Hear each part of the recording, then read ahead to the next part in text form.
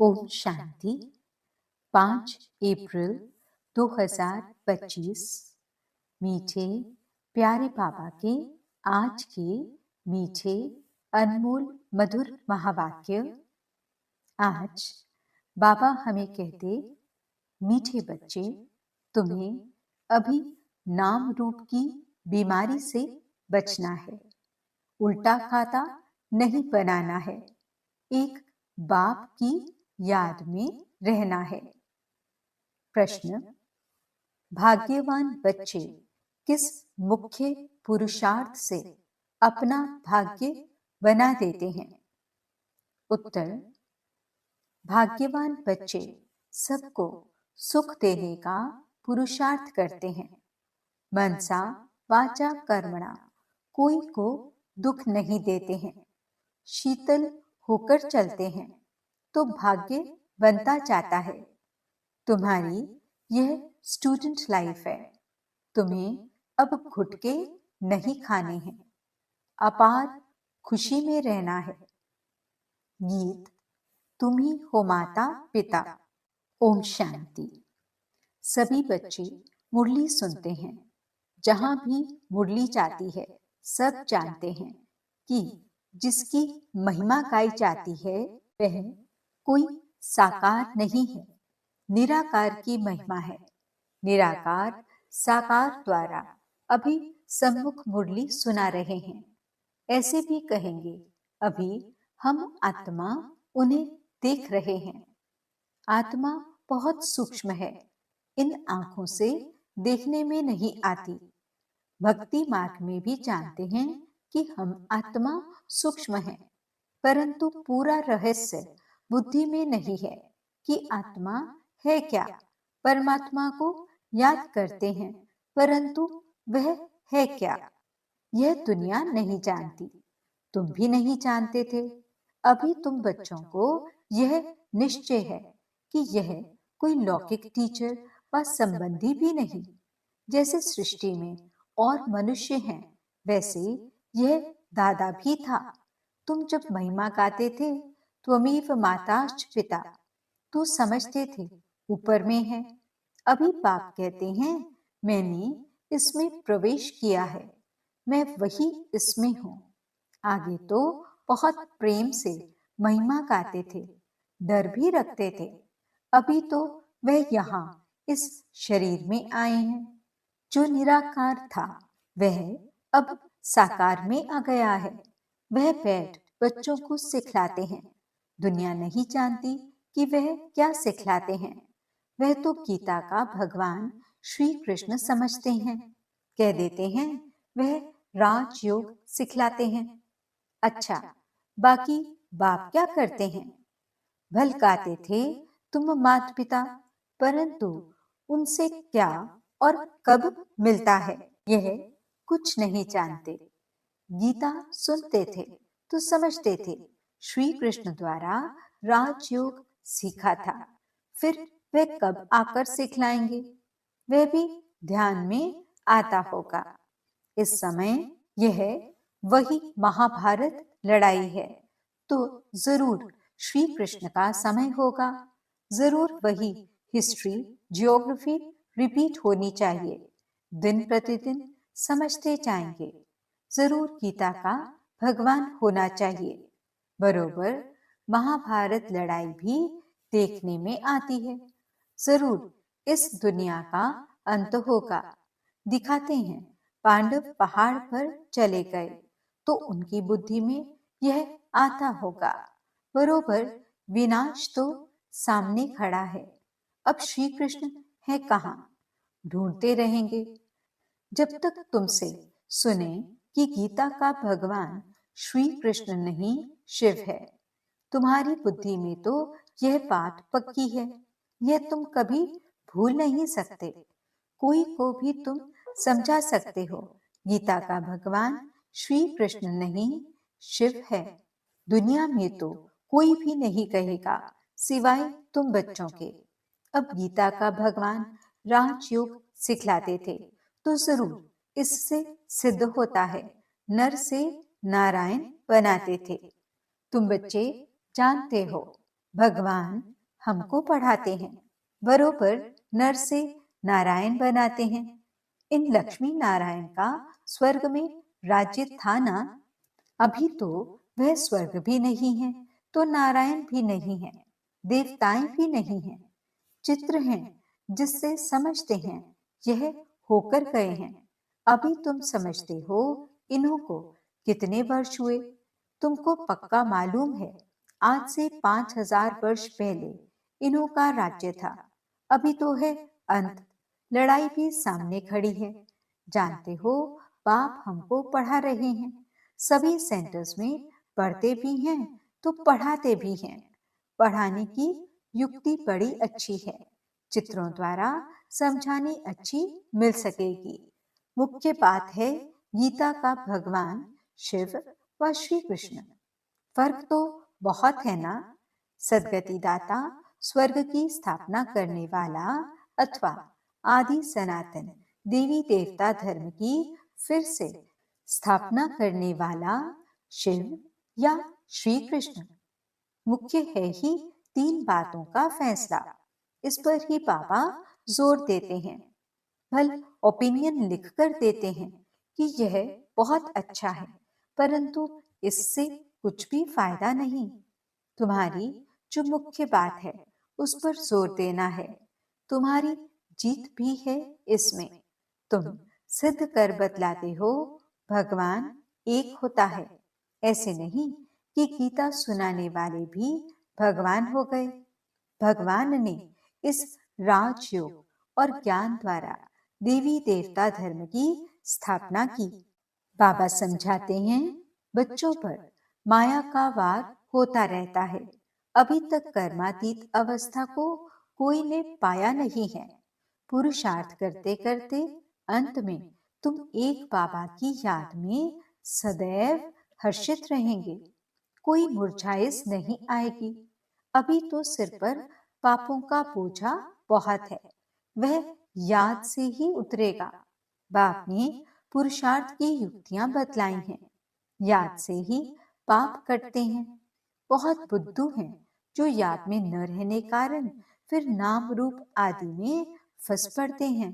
हर्षित मुख हो किसको ज्ञान समझाएं, वह भी मुश्किल है। आज किसको समझाया, कल फिर गुटका आने से खुशी गुम हो जाती है।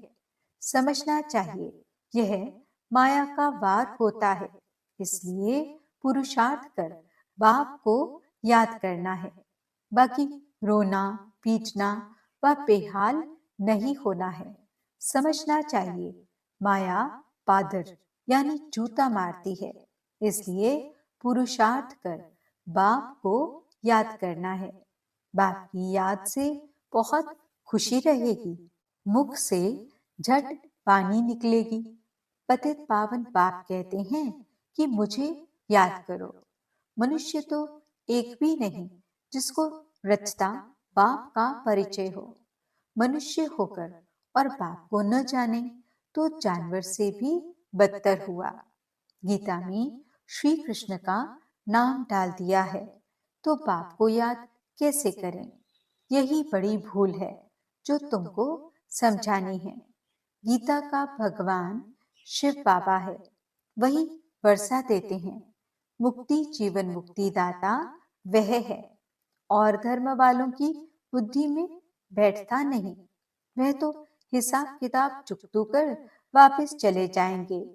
पिछाड़ी में थोड़ा परिचय मिला फिर भी जाएंगे अपने धर्म में। तुमको बाप समझाते हैं तुम देवता थे, अभी फिर बाप को याद करने से तुम देवता बन जाएंगे। विकर्म विनाश हो जाएंगे। फिर भी उल्टे सुल्टे धंधे कर लेते हैं। बाबा को लिखते हैं आज हमारी अवस्था मुरझाई हुई है। बाप को याद नहीं किया। याद नहीं करेंगे तो जरूर मुरझाएंगे। यह है ही मुर्दों की दुनिया।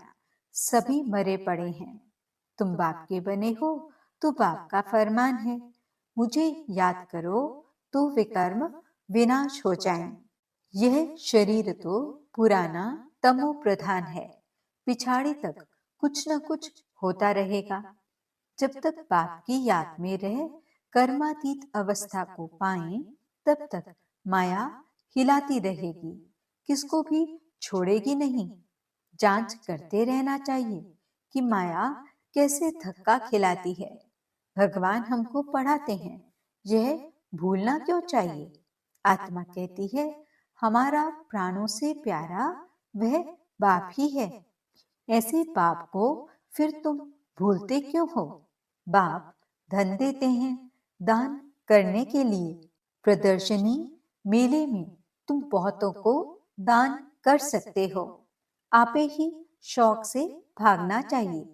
अभी तो बाबा को ताकीद करनी पड़ती है, उमंग दिलाना पड़ता है। जाकर समझाओ, उसमें भी अच्छा समझा हुआ चाहिए। देह अभिमानी का तीर लगेगा नहीं।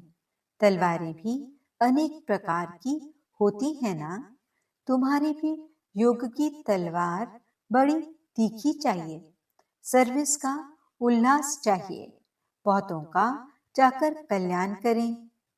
बाप को याद करने की ऐसी प्रैक्टिस हो जाए जो पिछाड़ी में सिवाय बाप के और कोई याद न पड़े। तभी तुम राजाई पद पाएंगे।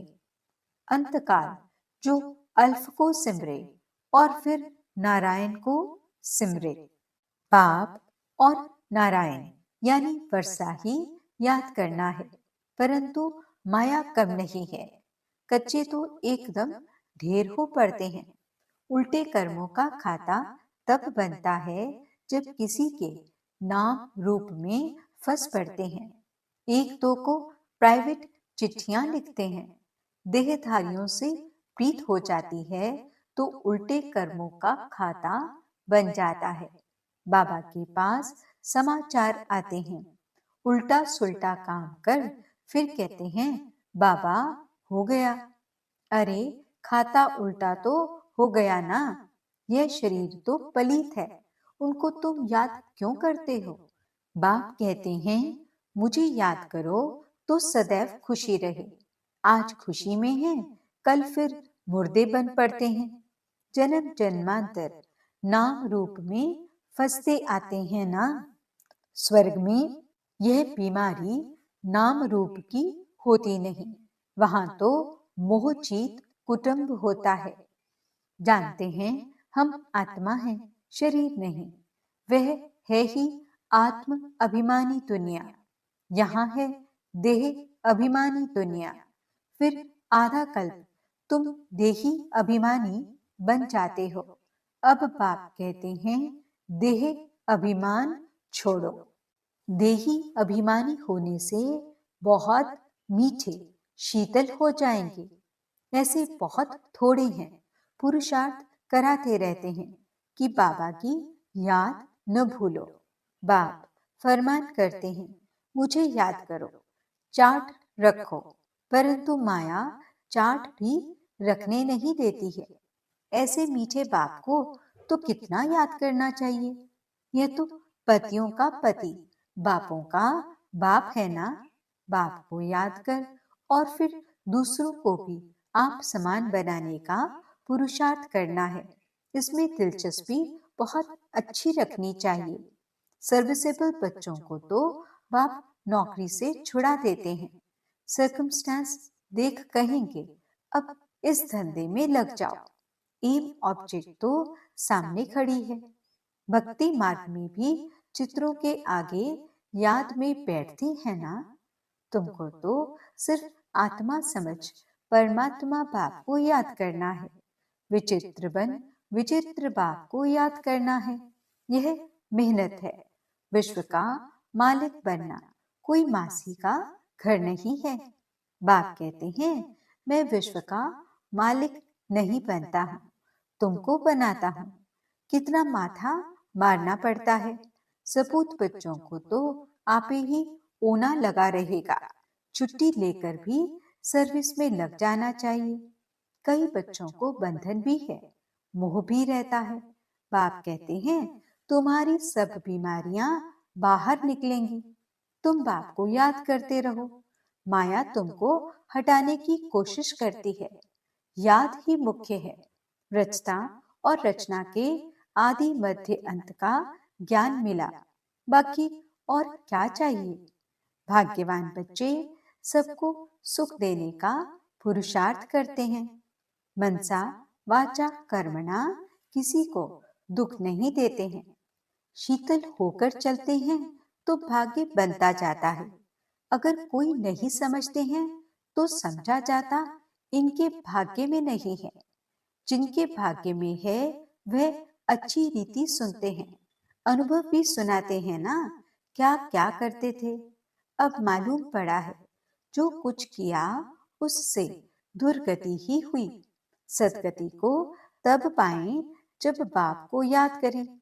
बहुत मुश्किल कोई घंटा आधा घंटा याद करते होंगे, नहीं तो गुटखा खाते रहते हैं।